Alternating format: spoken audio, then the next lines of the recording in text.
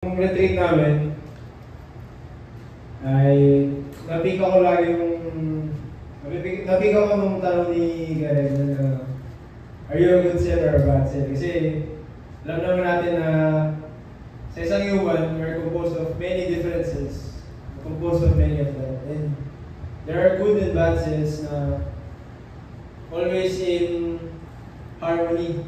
Kasi hindi ko pwedeng wala yung isa, walang mangyayari, walang tao, di ba? There's always parang yin and yang yan, parang yin and yang, di ba? So, before I start, can I ask you, are you a good seller or bad seller? Pero bago niyo ako sagutin, may kukwento muna ako sa inyo. Tungkol sa isang bata, pangalan ng Maging. Si Angging kasi, pilyo at suwail na bata. Napakakulit. At sa sobrang kulit, ay napapatpad sa kung anong mga gawain. Nadulot lamang ay disgrasya at nabala sa iba. Pero sa kabila ng kanyang pagkapinyong ugali, ay nagagawa niya pa rin tumulong at magbigay tulong sa iba. Amazing, di ba? Sa paraang maghihinala na lamang sila kung totoo ba yun o may pakulo lang na ginagawa. So yun, ang galing, di ba? Napakagaling ni Angging. Very good si Angging. So, si Angging, bago mag-Verbum Day,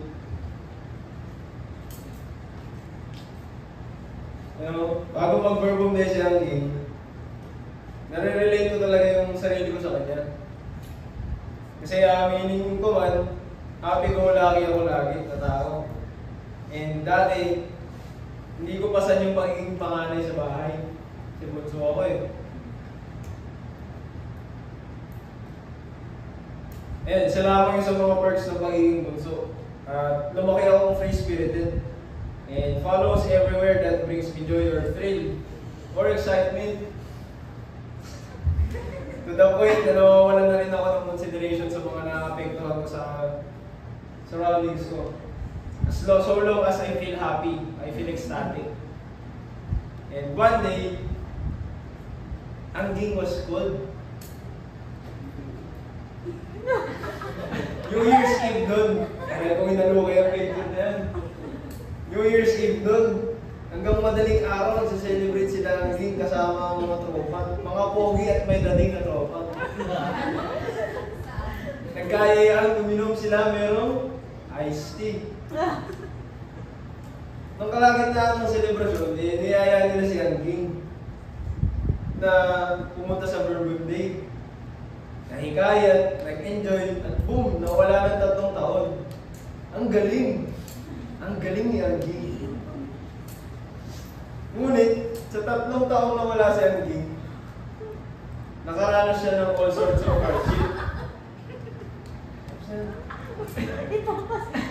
Nakaranas siya ng all sorts of hardship. He was tested under pressure, training, academics, compliances, at kung ano pang naiisip na mahirap ng upper class all throughout the week. And at the 7th day is where we get to have the chance to pray in the church called Paltam.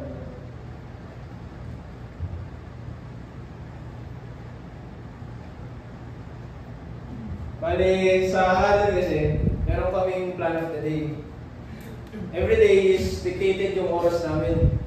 By the hour, by the minute. Ito na yung ginagawa namin. And tuwing Sabado, meron kaming tinatawag na church call. And this is where we get to pray, we get to exercise our spiritual, mare-replenish yung spiritual namin battery, di ba? Kasi syempre sa puro papagod, academic, syempre madadrain ka, not only physically, mentally, or emotionally, but also spiritually. Kasi sa harap ng mga pagod na yun, ng pawis na yun, di ba? Ako'y Christian ka, Lord, kaya ko ba ito? Ang layo ko sa family ko. Nandito ako para mag-aral, tapos mapahirapan pa ako, di ba? Sir, sino ko ba, sir? Langya. Tapos, ayan, sa church call na yan, minsan nagiging pahinga na sa amin yan. Tipong uupo lang kami, masasandal saglit, tulog na kami. Hindi lang nare-replenish sa church call yung spiritual battery namin, but also yung physical battery namin. Kasi talagang dik-dik kami sa training. Hindi ko na i-explain kasi secret, no? Secret ng mga pogi yan. Dapat mysterious. So, tabulit. Gawin nga, di ba? Dictate. Wala ka din.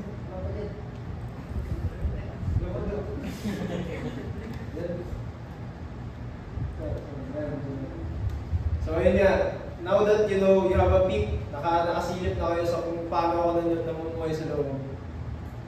Hopefully, makarelate na kayo sa mga stories ko. Kasi, you know, sailing through rough seas for the whole week, and finally reaching calm seas again, even for an hour, felt like an eternity passing by the minute.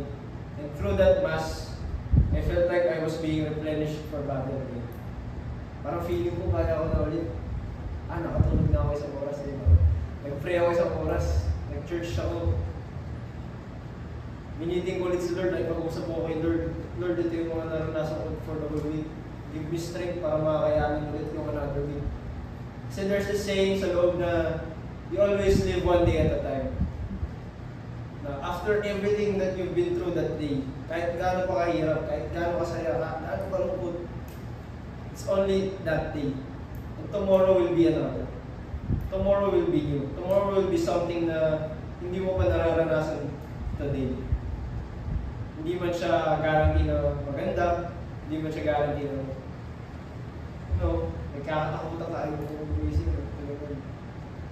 It's something that you will expect once na gumising ka na kinabukasan. Live one day at a time. And like Peter, my trust wavered, but my faith, no. I clung onto his hands like I was giving everything to him. See, because trust and faith can be intertwined, but it can never be the same. Trust is something that is born from confiding with experience or evidence, while faith is belief without proof.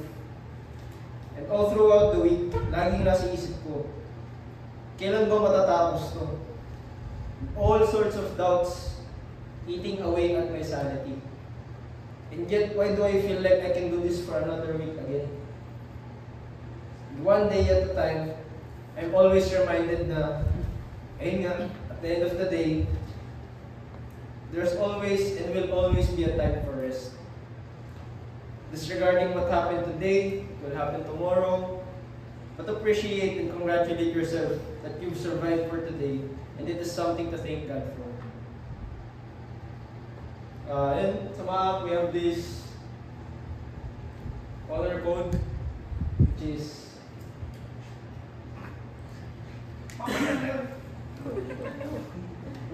but that's the midshipman, sa KP galing yun. We, the midshipman, do not lie, cheat, steal, nor tolerate among us those who do. Yan yung kinakadirian namin yung sa loob. Na never yung gagawin. Should you violate this, pwede kang matanggal, makawalan ng respeto yung mga klase mo sa'yo.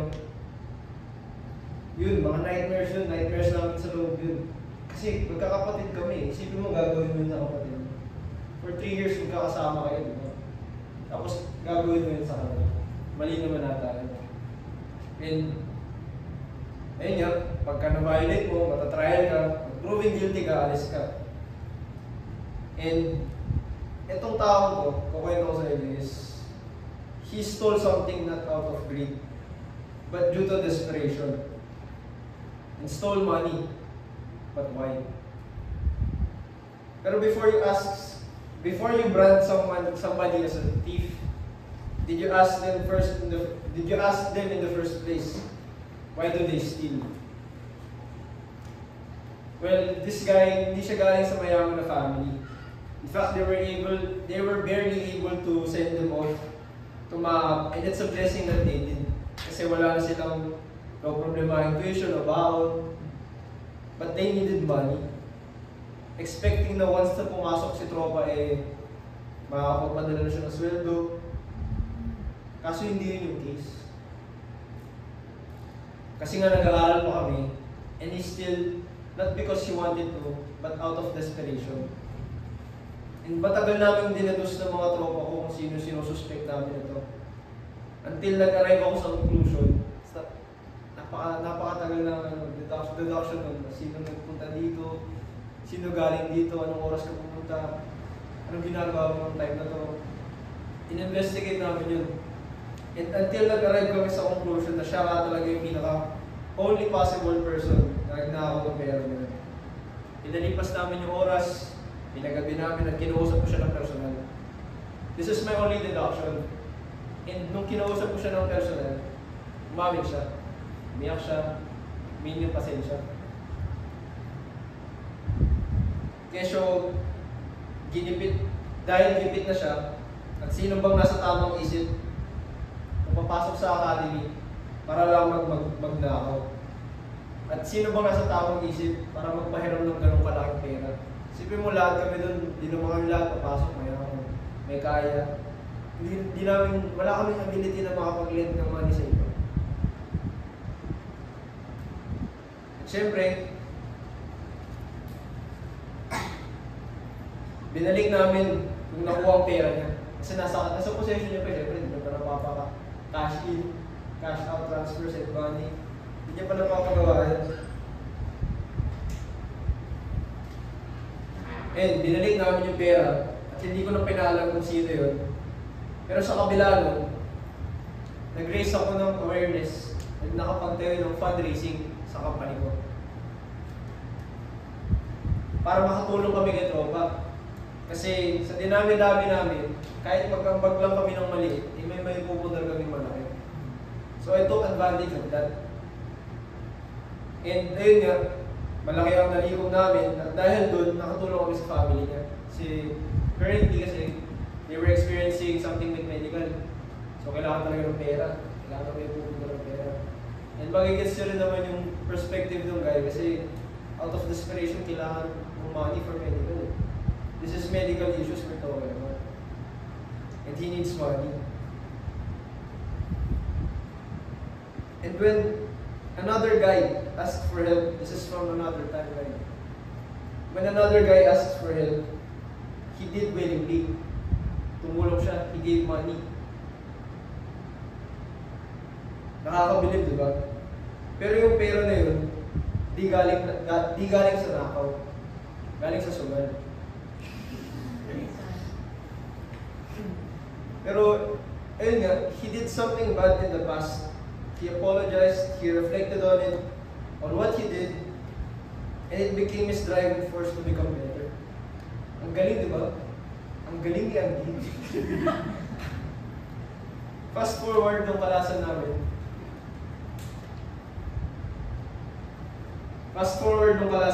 I received the package containing my coveralls sa mga uniform ko na pinahiram ko before ako umalis. And inside was his nameplate. Kasi alam niyang hinihingi ko yung mga nameplate ng mga tropa ko since day one. At mga respetado kong senior. And I was surprised kasi the gesture of giving your nameplate was a big deal sa amin kasi it's a sign of earned respect. And I was asking for those. I asked for it and it meant nothing to me kasi memories lang, keepsake. But for him, it was a sign of respect. And it reminded me na I did something worthy of respect na para sa akin ay napakaliit na bagay lang. Kasi trabaho ko yun. Trabaho. At trabaho kong panatilihin ng order and peace sa company. I treated that as something miniature. Something na hindi ko naman kailangan ma-recognize. Kasi trabaho ko yun. Tutulungan lang naman kita. Bakit? Kasi trabaho ko yun. And he took it as something parang naging big deal para sa kanya. Kasi hindi ko alam yung fundraising na yun, yung pera na yun, na kahit gaano kalaki, gaano kaliit, nakatulong sa kanya. Naging mataas yung respeto niya sa akin. So bago ako kumalas ng MAAP, this is one of the fruits that I left the academy. Yung parol na yan, kasi yung bilin na yan, We built that, yan yung December, this is the last December before ako umalis. And isa sa picture dyan is yung guy. Natulungan ko siya. He approached me din kasi nung time na yan, very stressed na kami sa parol na yan. By the way, nag-top 1 yung muna parol na yan, panalo yung company na magbigay. Eh, tsura niya sa gabi. Tapos the parol na we did with him. And ngayon nga, nakaka-proud kasi hindi lang, dahil sa small gestures ko na yun, nakatulong ako sa iba. Isipin nyo yung napakapilyo, makulit, suwail, na bata si Angin, nakakatulong ng ibang tao. Ang galing, di ba? Ang galing. Parang si James. Hindi ko ma-imagine na, ayun nga, mula sa pilyo, suwail na Angin, makakagawa ng ganung bagay sa ibang tao. It's crazy. But it's real. Everybody can change, so long as they take the first step. There may be doubts and fears, but what's certain is that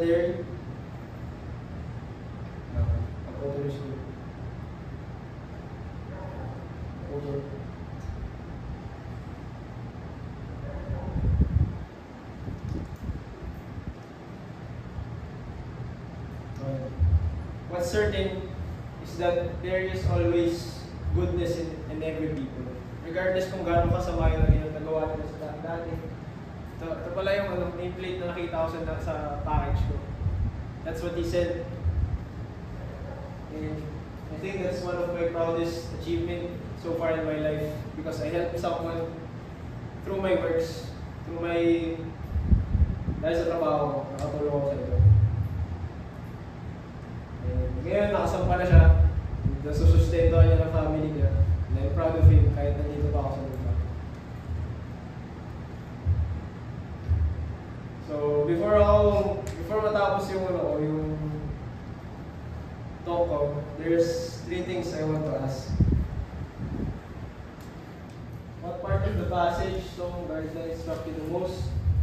What have you felt like? When have you last felt like you've changed? Good or bad, and how did you feel? And are you a good seller or a bad seller?